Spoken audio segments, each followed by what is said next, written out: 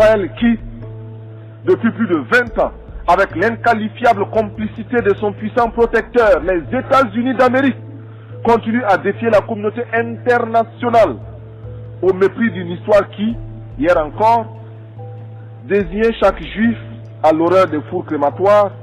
Israël en arrive à infliger à d'autres ce qui fut son propre calvaire.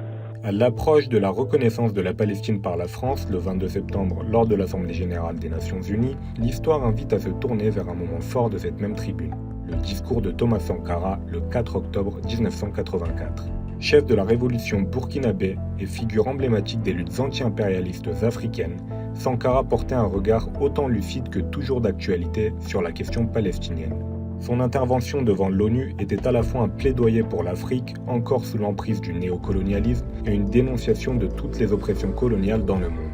Sankara rappelait que la cause du peuple palestinien ne pouvait être dissociée de celle de tous les peuples en lutte pour leur liberté et livrait un discours historique dont voici un extrait.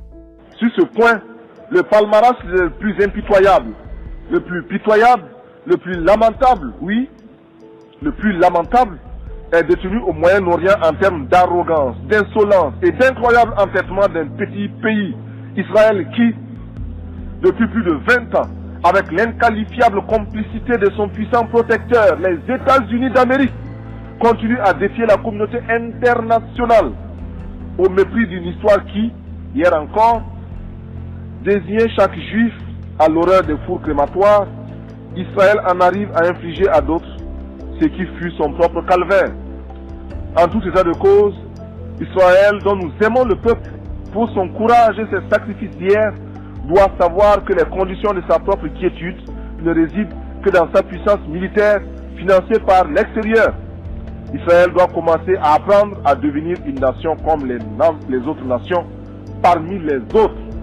Pour l'heure, nous tenons à affirmer, du haut de cette tribune, notre solidarité militante et agissante à l'endroit des combattants, femmes et hommes de ce peuple merveilleux de la Palestine, parce que nous savons qu'il n'y a pas de souffrance sans fin.